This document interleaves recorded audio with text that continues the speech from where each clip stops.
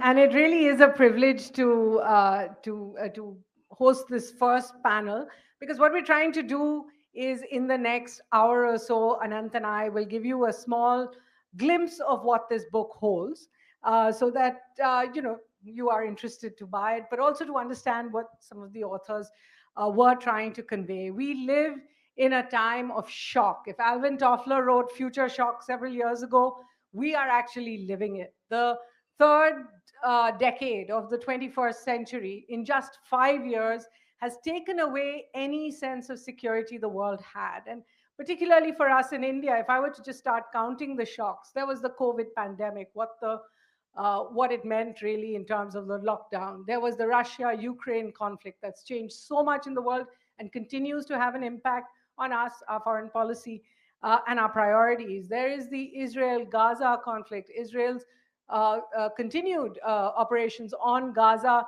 that we wake up to the pictures of every day wondering how this is still going on. There was Operation Sindoor for us, that we woke up to after the Pahalgam terror attacks. All the notions of security, but if anything really, really perhaps changed how we thought about India's national security in the last 5 years, it was the standoff between Indian and Chinese soldiers at the line of actual control. Not in 60 years had we seen anything close to a conflict. Not in 45 years had we seen deaths at the LAC of the kind we saw during the Galwan clash.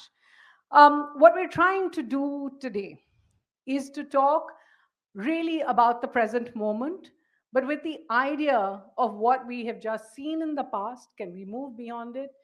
And really, what is the future going to look like? Particularly when you think it's not just about India and China.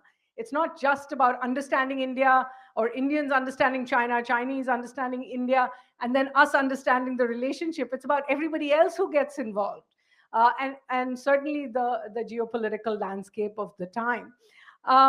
In the past month, we have seen what would not have been possible to have even imagined a few years ago. So many of my colleagues who are journalists here were actually there in Tianjin witnessing the bonhomie we saw between the two leaders who had not met in either one of the two countries in 6 years. So it's a reminder to us that whenever we think, everything is over or everything can be frozen in one moment, that moment will change. But it is important for us to look at what that Tianjin moment means for the present. So I'd like to go to each of you and ask you that basic question. What does the meeting in Tianjin actually mean? Is it an inflection point? Is it a point of reconciliation? Can I start with you, Ambassador Kanthan? What it really means going forward for ties? I would like to look at, that meeting in Tianjin between Prime Minister Modi and President Xi, uh, more as part of a process which commenced a little earlier, perhaps sometime in the first half of 2024, picked up momentum when Prime Minister met with President Xi at Kazan, Russia on 23rd October last year, which is really rebuilding a very badly damaged relationship where, and it's happening in an incremental step by step manner. uh, Tianjin moment received a lot of attention, partly because of optics. The fact that the prime minister was seen with President Xi and President Putin, which led to certain conclusions about a sort of revival of RIC in a strategic framework, which is not really warranted, let alone India-China axis, which is nowhere on the horizon.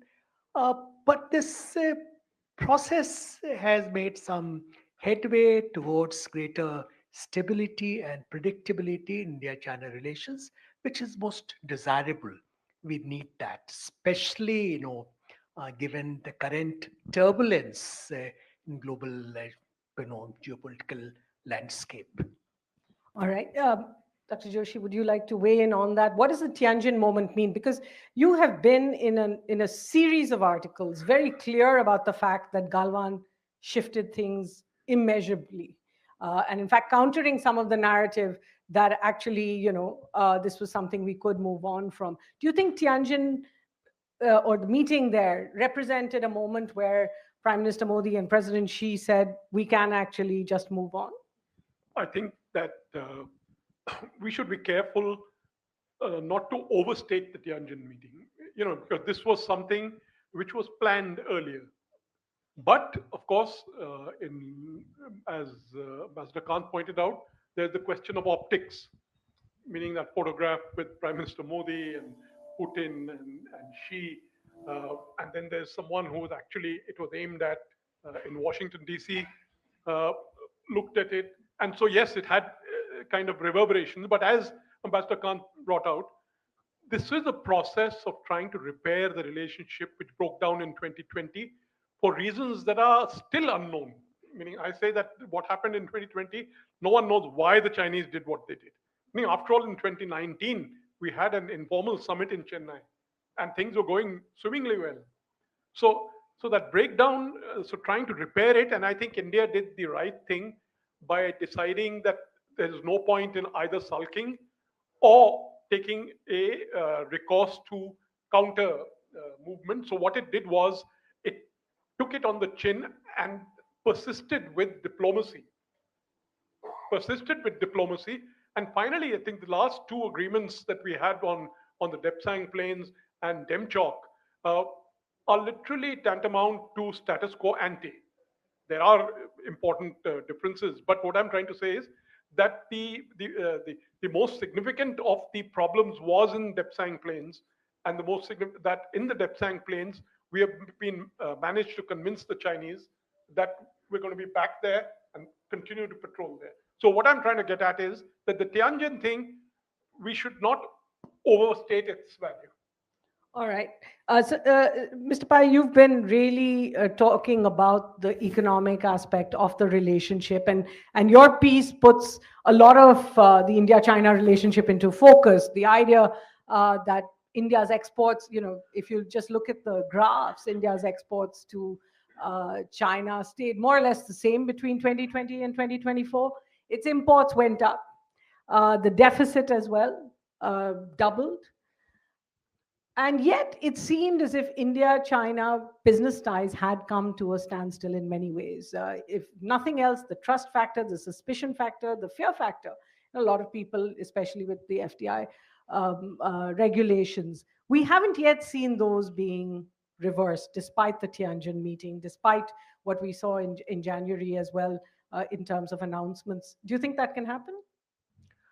Yes, Vasini. I think the last 5 years have not been kind to economic ties from an Indian perspective. Deficit has doubled, and this status quo was hurting India. So, from the economic perspective, even if it is, let's assume, not a strategic shift, it's only a tactical sort of thaw and so on, it doesn't matter. Because if there's space for a dialogue on economic ties, no matter how insignificant that space is, even if it's a mere elbow room, so to speak, I think we can build on that. And that process will have to start with a trickle. It cannot start with a big bang. So I think the engine for economic ties meant that. It was maybe a precursor to the appetizer and then the main course later on. So the beginning was made. I think India has very clearly articulated its demands that we need certain products to be sort of freed up and brought into India because we consider it of strategic importance to our industry. And this really sets the tone because I think even when a more ambitious, substantial economic dialogue resumes, as and when it does, this is really going to be the flavor.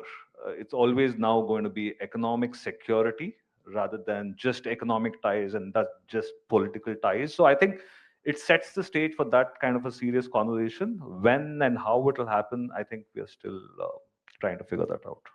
All right, you're all being very conservative about what the present moment means. So I'm going to take you back a few years now to what we have seen in the past. And I'll start with you, Mr. Pai, because honestly, it began even before it began. Even before the first PLA transgressions across the LAC in April, I think 18th, 2020, were reported. India had already started to shut down on Chinese investment. The trust between the two countries, the suspicions between the two countries were clearly growing. In terms of, I mean, what press note 3, as it's all in a shorthand called PN3 of 2020, essentially said that in view of the COVID pandemic, India wanted to ensure that there weren't any hostile takeovers or any kind of takeover by countries in India's neighborhood, i.e., China, and started to put these restrictions on FDI from China coming in. It's a lot of suspicion. It's a lot of concerns about national security. As you said, one red line now is economic security will trump, national security will trump economic security in a certain sense. Is it possible to come back from that? Yes, you're right. This is a very important distinction which many people just blur. Press Note 3 predated the first reports of the border incursion by a few weeks. And that's important to note because FDI screening, I think, was in the offing. We've we had been open for 6 7 years without any screening mechanism, which was getting a little out of fashion because every other major economy has very serious regulatory regimes to screen investments from China. So I think India was a little bit behind on the curve and we were catching up, and COVID gave us that impetus to say that now we have to start screening. And you're right that after the incursions happened, it kind of became a sort of a retortion, along with various other measures which continued to stay in place. Is it possible to walk back from it? Yes, because technically it's just a screening mechanism. You can, I think the commerce minister was on the record a couple of weeks ago saying, depending on the context, we can start issuing approvals tomorrow. But the bigger question is, what are our priorities? What have we thought of? What do we want to approve? In what direction? Towards what objective? What are the priorities? So I think that's the thinking part. Technically, it's not a challenge, it's an approval mechanism, and even the public procurement is a registration requirement. So all of these, from a regulatory perspective, offer plenty of flexibility when there's the political will to send out a signal or to even achieve real gains. If you want to reduce trade deficit, we can have a roadmap and start taking steps. So I think I don't see it as walking back because that has a connotation that it's all going to go back to 2019 or 18. That I think the bus is now gone. When So, FDI was growing yeah, year on year. yeah. So I think from now it's going to be very measured, very circumspect, very, you can call it a trust deficit, but conservatism is healthy. I think we should be a little more circumspect. I think I look at it as a healthier sort of era that's going to start now rather than what we had, because we were just playing default. Before 2020, we were just saying everything is open. We wanted them to come in manufacturing, but they were going towards startups and venture capitals and so on. So I don't think it was a very pretty picture. But now I think we can actually make some substantial gains. And of course, Mr. Pai's chapter deals with very specific FDI examples as well. Ambassador Kanta, I'm going to put you on the spot. Since between 2020 and 2024, Prime Minister Modi made only three statements about China directly. I mean, apart from all the others about national security and India protecting its border, when he spoke about China, he only made three statements. In June of 2020, he said, "No one is inside our boundary. No post of India has been taken by anyone." In May of 2024, he gave an interview in which he said China's an important country, an important relationship. I'm concerned about what's happening at the LAC, and I hope to resolve it soon. And then earlier this year, we heard him on a podcast where for the first time we saw him formulate China as a member of India's family. He said there are problems between members of families, but that doesn't mean that we can't move on from that. Do you think that particular shying away, if you like, or staying away from saying the obvious, because you in your chapter have written very obviously what actually happened. You have referred to the PLA's actions as transgressions across the LAC rather than along it. Do you think it allowed India to have a little space, or in a sense put us on the back foot? Well, I don't want to comment on why Prime Minister said something on those three occasions you have referred to. But looking at uh, previous instances when we are faced with difficult situations along the border, for instance, what happened in 86, 87, so-called Wangtung incident, I think we were well served by showing a much greater degree of transparency. Uh, I recall that at that time there were several discussions in Parliament, several parliamentary questions were answered. That didn't quite weaken our position. In fact, in a way, it strengthened our position at a time when China was putting a lot of pressure on us, threatening to teach India a lesson. That formulation has certain resonance when it comes to China. Uh, to my mind, the fact that even now we know so little about terms of disengagement is not a happy situation, because to me it's unfinished business or disengagement. It has not yet been completed. And Minister of External Affairs, Dr. Jaishankar, referred to that in Parliament in his statements on 3rd December and 4th December, when he mentioned there are steps of a temporary and limited nature, a sort of polite way of describing what others call buffer zones. These are issues which impact our territorial claims. Frankly, this is something Manoj has studied in great depth. I think it's better to rather than trying to carve out some kind of artificial space for dealing with the difficult issues. It's better to deal with them upfront. Absolutely. And in your chapter, Dr. Joshi, you refer to the fact that in 2014 itself, Prime Minister Modi was already, speaking about boundary resolution rather than just dealing with the LAC issues, and he wanted a more long-term solution. Do you think it is possible now? Because what's interesting about the latest formulation post Tianjin and post the special representatives meeting is we've gone literally from saying let's have the disengagement to now speaking about delineation and demarcation. Do you think we're at a different point now? Because you've been quite critical about, even from the 1950s, the kind of mistakes our side has made, particularly on boundary resolution. I think we are in a different place. I think most people don't realize that what has happened in these last 5 years on both sides of the LAC, there has been a heavy buildup. Meaning the Chinese earlier used to be, I traveled to the border in 1977 in a motorcycle, and I lived in Chushul for a week. Never saw Chinese. I was told that that distant shepherd is the only person they see out there. Now that whole place is crawling. Meaning, so the point I'm trying to make is both sides have built up on that border. So this business of uh, de de-escalation and disengagement, I think we got to keep aside.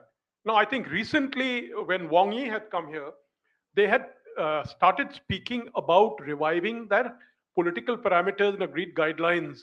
They're going, they had everyone had forgotten one of the most important agreements we had signed with the Chinese. The the political parameters and agreed guidelines of a border settlement. It's laid out there. Uh, Shiv Shankar Menon won't say anything, but the fact of the matter is that they have already worked out, our special representatives have worked out the framework of settling that border, making a permanent line on that border. The problem is it needs a political kick, but that political kick has to be a joint kick, meaning India and China must be on the same page at the same time. And for some reason, I feel the Chinese are not all that keen at this stage because the border, you see, there was a time when the border was all about 19th century, 18th century maps, 19th century agreements, and that kind of stuff. Where does it lie? No one knew. It's an obscure place. But today, that's not the situation. Today, it's more about geopolitics and the geopolitical uses that all these incidents, etc., are made of. So I think the Wang Yi, the decisions taken in the Wang Yi's recent visit are very significant, but you got to work on it. And then, as I said, the border part of it is already worked out. The point is to put it down, to get the political uh, courage or momentum to actually say we are settling it. Right. I just want to note that Ambassador Menon is in the front row, so you can't see, but his response to that is inscrutable. Um, so, given we're in this situation just now, each of you, in your own way, has been fairly, shall we say, reserved on the ebullience. There isn't a grand reset happening between India and China, from what I can make out.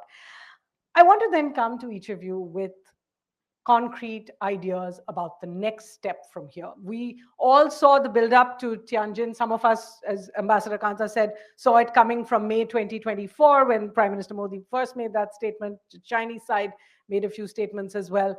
So we were all building up, in a sense, to this SCO summit in Tianjin on September 1st. But what next? Do you want to start? Well, all I can say is that, everything is fine, but when you look to the future, what do you see? Meaning, you still see a China which is seeking hegemony in Asia. They have an hierarchical view of uh, the world order. They see themselves, along with the US, right at the top. There's no place for, Chinese being very realistic people. When they look at our GDP, when they look at our state of development, they say, you guys are not there. So, why should we treat you as equals? So they are finding it very difficult. So the big problem that we confront is that the Chinese are finding it difficult to see uh, why they should deal as equals with India and settle that border. So now this border is one aspect of the situation. Second, of course, I think it's very much there, and I think we should not forget it, is Tibet. Tibet was the cause of this 1962 war. And I think even now, Tibet is extremely important because Tibet is what opens out to India. Meaning, for centuries, Lhasa's port was Kolkata, not Shanghai. And the Tibetan culture has very close association with India. But the Chinese are determined to Sinicize it, completely change it. There was a time when Tibetan Buddhism was practiced by the Chinese. Now the Chinese want the Tibetans to practice Chinese, the Chinese version of Tibetan Buddhism. So these are important factors which are entangling, which go beyond the simple issues. And I don't think the Chinese yet see India as any kind of a equal, so that they can deal with us in that fashion. All right, that is important. In fact, I was in Lhasa not 2 months ago, courtesy the Chinese embassy here, and I have to say this: the Sinicization, the complete changes in Lhasa that you see, are obviously part of a larger strategy, and that's something India has to come to terms with, or work into its planning for the future. Ambassador Kanta, that the geopolitical factor is one part of it, but as we go forward, we've already seen, you yourself talked about this Trump factor in the photo ops in Tianjin. There's the Trump factor, there's the Pakistan factor, there's the Tibet factor, there was Taiwan that showed up suddenly in the meeting between External Affairs Minister Jaishankar and Foreign Minister Wang Yi after a very long time. Can India and China actually move forward without stumbling, given all of these other factors? Those factors, in some ways, will shape the larger context for navigating India-China relationship. Uh, but largely, this relationship will be driven by bilateral considerations. Not so much, uh, what we can do in the present geopolitical confusion, turbulence, because we know that certain options are not really available. We know that there's no option of India, China coming together to counter USA or Russia, India, China kind of troika. So that kind of geopolitical realignment is frankly not possible. Chinese know that. We know that. We may do things for optics. That's a different matter. Number one. Number two, on border issue, I think we have to be clear. There must be clarity that the Chinese are not interested in early boundary settlement for a variety of reasons. In fact, they're not interested in a clarifying line of actual control either. It's a very convenient pressure point for them. Ambiguity is a tool, is an instrument, it's a weapon for China. So what we can do on border essentially to manage, see that it becomes once again more stable as it was for a number of years, in fact. Uh, Number three, on the economic bucket of the relationship, once again, I don't like because shortage of time, I will not go into details, but there is a complete absence of equilibrium in India China economic engagement, which is not likely to be set right. In fact, in last 5 years, things have moved uh, in a negative direction. And China's present answer to its economic slowdown, trying to export its way out of its economic predicament is not going to help either. So I think we'll have limitations what we can achieve. People to people contacts is one area I think we can ease up far more. It's desirable, but on the whole, I think need for us to have strategic clarity on the larger geopolitical picture, what is feasible in India-China relations, and be realistic, be pragmatic, go for a step-by-step approach. Otherwise, we'll build up uh, expectations as we did in the past, and they'll be set back once again. Well, interesting, Mr. Pai. Obviously, trust deficit is still a way away from getting taken care of. Trade deficit, is there anything China can do in the immediate next few months or something that they can announce that would seem to at least take away? We've gone from, I think, $60 billion as a trade deficit in 2020 to 100 in 2024. So yes, Suhasi. So if trust deficit is what we are talking about, the economic side lends itself to a lot of confidence building measures or sweeteners to try and bridge it without making major concessions. So I think we are already on that path. Business visas for existing, companies with exposure to India, with investments here, with markets here, and so on. So we can do that without having any big step in that direction. And I think even China, that was the first demand from their side, saying level playing field for Chinese companies in India, ease of business, and so on.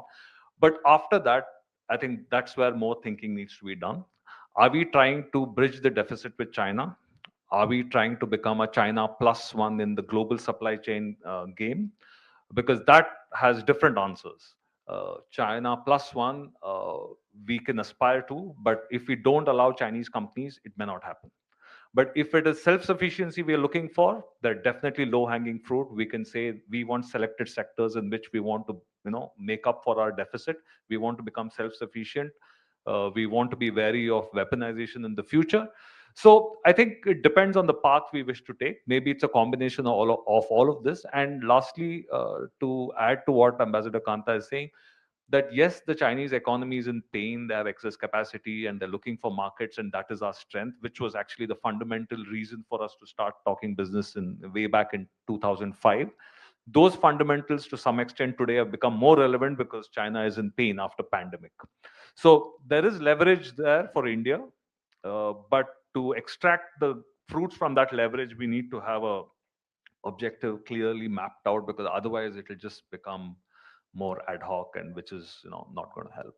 Okay, I can see we're already about 5 minutes over, but I have time for two questions very quickly, which are actual questions, not any statements, or I will have to cut that short. Please go ahead, sir. Can we get him? Why don't you just stand up and ask the question? Yeah.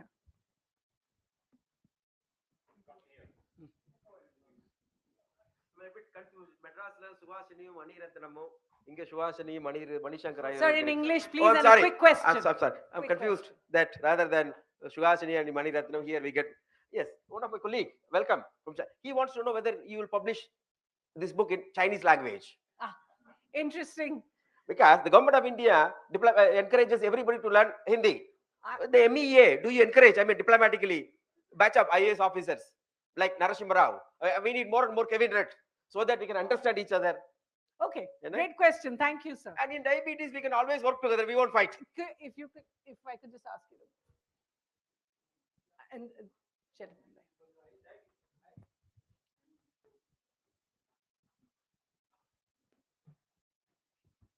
You know, we talk about gradual, step by step, but as far as exchange of tourists, student exchange, can that not overcome the step by step approach? Because that should be much easier to do.